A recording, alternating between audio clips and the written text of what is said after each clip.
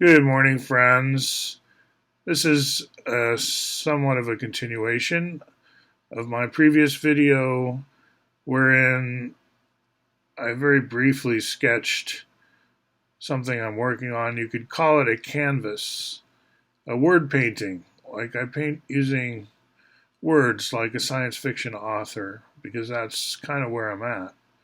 Writing science fiction about how we could solve a lot of problems efficiently all at once if we looked at the refugee problem more as a generic problem. Like, there are a lot of people who've kind of fallen through the cracks. They aren't really documented, they don't really have citizenship well established anywhere.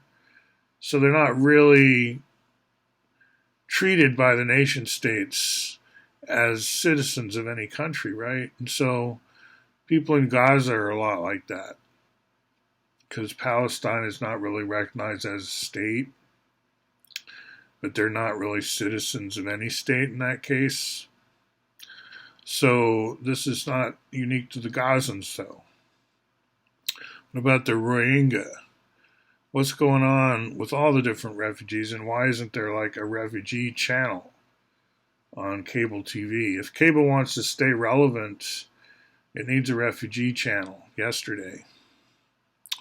Talk about these problems more generally. So here in this kind of surrealist word painting, I've got this scenario where we solve another problem, which is that as a result of the Spanish American War, the U.S. military claimed Guantanamo Bay for a base, still there, a lot used for R&R and also for the infamous torture camp that has really hurt the U.S. reputation worldwide, right?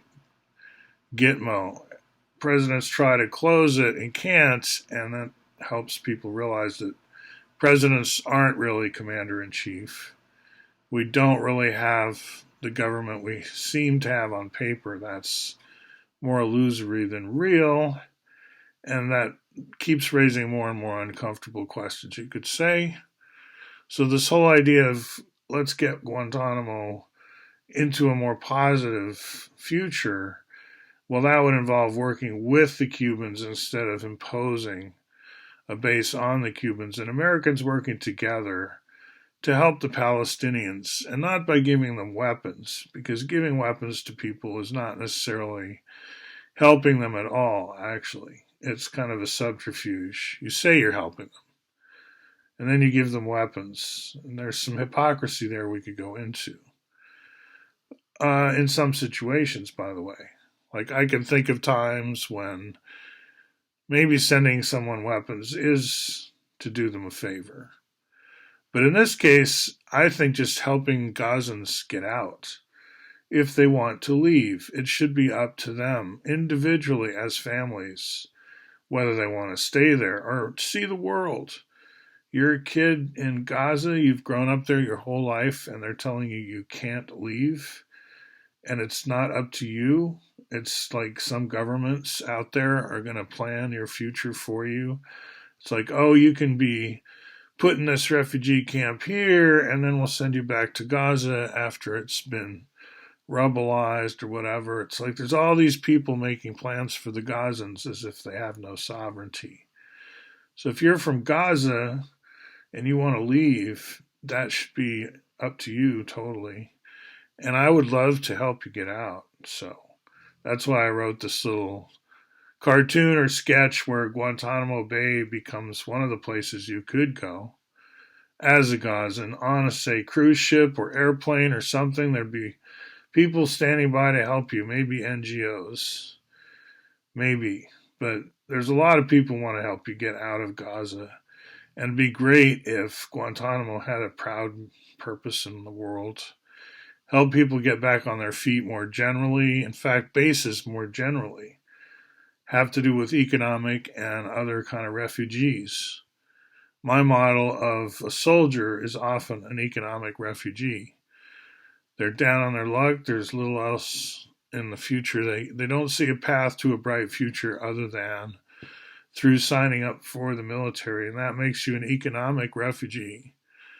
So if we bring some Gazans in and they're living near you, and you're an economic refugee, so are they in a lot of ways. And we can argue whether the conflict in Gaza has a lot to do with religion or not. I would say not.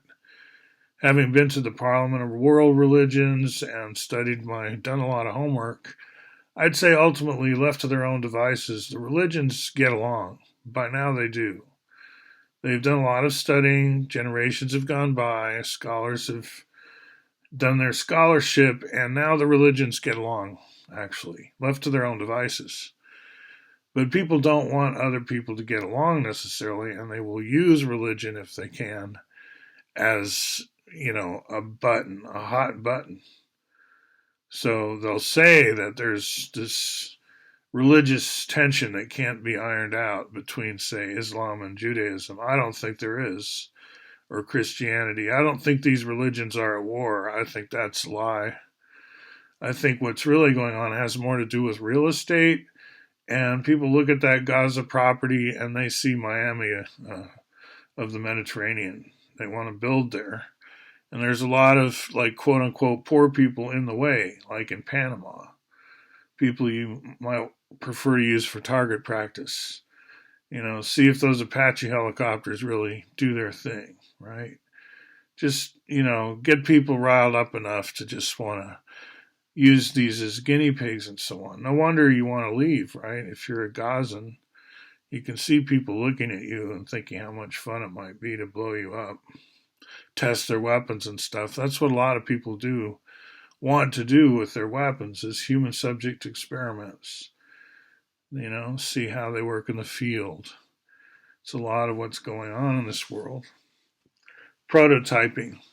But I'm not for that kind of prototyping as a Quaker, right? So I'm for dwelling machine prototypes, the kind of stuff we teach in the global university, right? In the more connected inner circle, right? If you're not getting any synergetics or Bucky Fuller, then you're not in the inner circle. You don't really know what's going on. You're being left out.